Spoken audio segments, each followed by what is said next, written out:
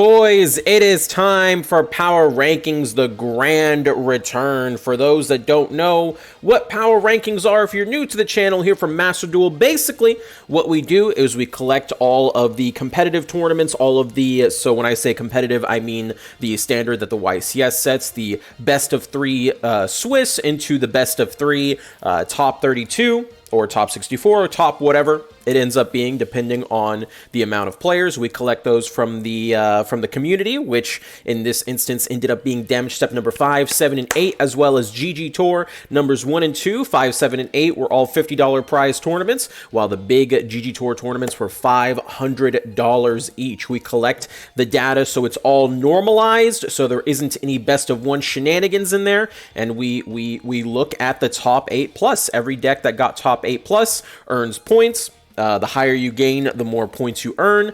I believe if you just made top 8, it's 1 point, and I believe first place is like 6 points or something along those lines. If you want to make sure that the actual numbers will go into them, as well as you can always check Discord. So let's get right into it. These were the tournaments that were sampled, and your winner of Power Rankings February are... oh my god, Drytrons, above all other decks, earned the most points when you looked at them top 8 plus. Absolutely outstanding. They did win one of the GG Tours, multiple second places, multiple top 4s, multiple top 8s. I said this several times on stream the past month. I don't think I've said it on YouTube yet because I've been holding out for this video to talk about Master Duel metas.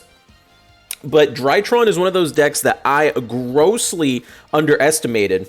I don't know about the rest of the community, but me personally, I said this deck would not do anything going into a best of 3 tournament format, which is what we ended up moving forward to. We don't host best of 1s anymore. We only do the best of 3s. And I said Drytron would be one of those decks that would just fall apart. And that is simply not true. With the power of side deck, they're able to combat against other decks that have been in the metagame. They are one of those decks where if they do win the initial coin flip, it's very difficult to beat them in the third coin flip, because your only strategy is to put in go second cards, put in your Ash Blossoms, and hope that you just draw them and try to win. And then as long as they are playing go second cards, the evenly matched, the Droll and Lock Bird, the Maxi, we've seen all sorts of different side deck cards. As long as if they ever win the game 2 after losing the game 1, they're in for just an easy ride to win the whole thing. Drytron, amazing deck. You know the strategy. They put up their negate board. We've seen Herald of Ultimus pop off. We've seen Natasha pop off, stealing monsters. The Forbidden Chalices have been really good. All in all, really powerful strategy, even in best of 3, potentially one of the best decks in the metagame. Good job, Drytrons. Number 2, by only 2 points, is actually TriBrigade Zodiac version. You can see how close these two decks are by 2 points, but I think the big thing is if you look at between these two decks, the overall representation, 58, top 32, 23, conversion rate, all that, you can see TriBrigade, a lot more players with a lot less success. Now, this is specifically the Zodiac version of this deck. The TriBrigade engine, we'll see later on in the list, is in itself tier 1. What you mix it with is kind of where you start going, okay, let's talk about it, right? Because here we go again, first place, damage step number 7, top 4s, damage step, GG Tours, top 4, top 8s as well. It's just a solid deck, right? In terms of entering tournament formats, this deck will probably give you the easiest time in playing. You're able to side deck whatever you need. Your engine is so small, you could put in whatever cards you're looking for. If the meta, starts saying we need more Gammas, we've seen people play Gamma and the Driver, you could put those in. Ash Blossom, of course, being the big one. Everyone's playing Ash Blossom. And this is a deck that can actually use Crossout Designator. I've seen a couple people play Crossout Designator in the main deck now because they have so many of those generic staples. They can just play Crossout and call it a day. Now, I do believe in third place, yes sir, third place, we've got the more normal TriBrigade at 16 points. So this is kind of where you start thinking, okay, I know Drytron, when you break everything apart, is in first place, but come on, man. You got second and third place being TriBrigade. and it's TriBrigade Zoo, specifically TriBrigade Zoo. If you look at the difference in cards, is not that different. You know, it's a couple of cards in the main deck, and then you just put more hand traps in for TriBrigade normal, and then of course the Rescue Cat to play a more turbo version. There's that cross-out designator that we're kind of talking about. So even though Drytron won the power rankings by 2 points, I'm of the mind, like, you can argue that try bird up, right? The bird up version of the deck is bird up, but with try.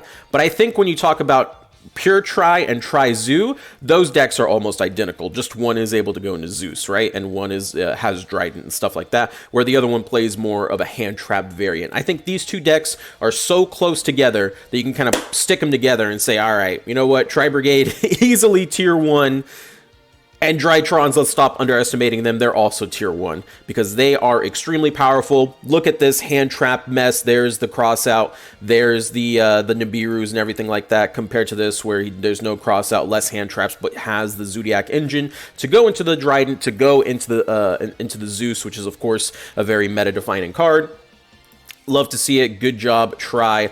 4th place, we have Emancipators. That's right, Emancipators, very underrated deck, but unfortunately it's just hard for them to play through the mini hand traps. You can see how far the points kind of drop off from 16 to 9. So going from 20 to 18 to 16, those are very close. Emancipators, however, huge drop off for them. Emancipators are really good at, you know, swarming the board, getting their block dragon out, getting the Guardian out with their Excavate, and putting up those early negates to stop themselves from getting the Beard or Max Seed or whatever.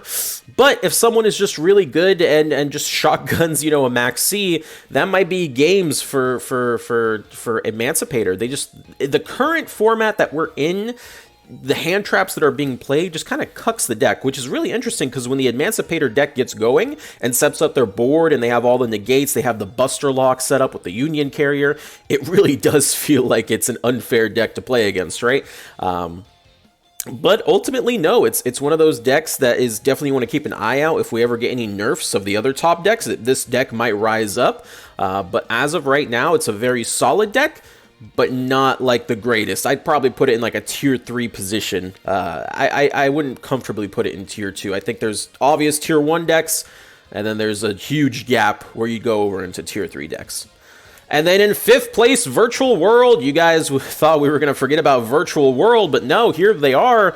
VFD Turbo is able to make it into the power rankings. 1 less point and 7 points. 2nd place, 4th place, and 8th place.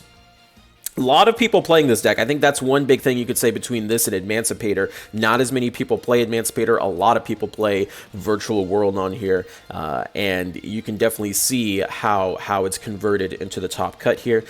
Virtual World, it's just got a very powerful boss monster synergy for sure. And I know this deck does other things. We've seen this deck do other things, especially around Shin and having like Zeus and stuff on the board.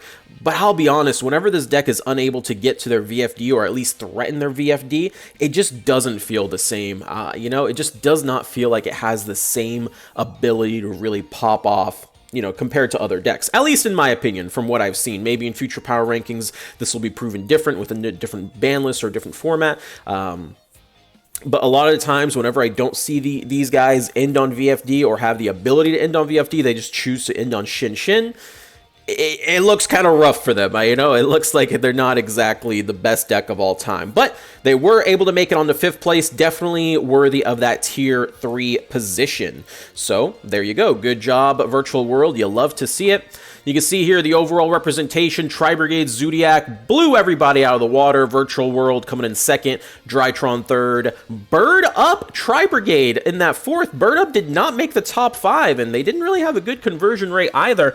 I really don't see the hype of Bird Up. I'll be honest with you guys. I think if you're going to play TriBrigade right now, you're playing Zodiac or you're playing Pure. The Bird Up version, it does not convert very well in best of 3 tournaments. I've seen a couple people go far, don't get me wrong, but you know, so have Ignister, so have other rogue level decks, you know what I mean? I think the Bird Up version of TriBrigade is something that people played once it got nerfed in you know, real life Yu-Gi-Oh! I don't think it's the optimal way to currently play the deck. Emancipators, Prank Kids, another deck that did not make top 5, even though we see them all over the place. This is a deck I think that time rules really constrict for good reason. The deck takes forever to conclude. The only one that really sets up the time rules right now. So there you go. Sky Strikers, again, lots of people playing Sky Strikers, but not even close to converting. Phantom Knights, TriBrigade, normal TriBrigade on there. Look at how few people played normal TriBrigade, and it still got third place. That's insane. Dinos, huge. In my opinion, Dinos is the best rogue deck in the meta right now. But Dolce is a surprise. Invoke Dogmatica Shaddoll, DDD, Enderman, Thunder Dragon, Zombie, and Invoke Gene Raider. Eldritch specifically not on here because Eldritch does not do well in a best of 3 scenario. You can see the breakdown for all the points. Actually, I guess we can kind of look at what was close. Let's see. So right under Virtual World, yep, Dinos, King of the Rogues, Prank Kids, Phantom Knights, Thunder Dragon, Zombie. There's Bird up all the way down there. You can kind of see it. Sky Striker with 1 single point. We could do a rogue deck roundup like we used to. You guys let me know down in the comments if that's something you would be interested in watching. It would essentially just be me doing the same video, but with rogue decks instead, or other kind of decks that are on here that aren't meta. You guys let me know if that's a video that you'd like to see. Top 8 conversion, you can kind of see this is just kind of how many decks entered versus how many actually topped. So there you go, the Thunder Dragon Zombie up top on that. And that, I believe, is pretty much it. That is going to be it, yep. So there you go. That is the kind of first wave of data that we can really realistically look at and say, you know, these are the best performing decks in the game. Drytron taking first place, good job. TriBrigade is arguably actually in first place if you combine all its versions.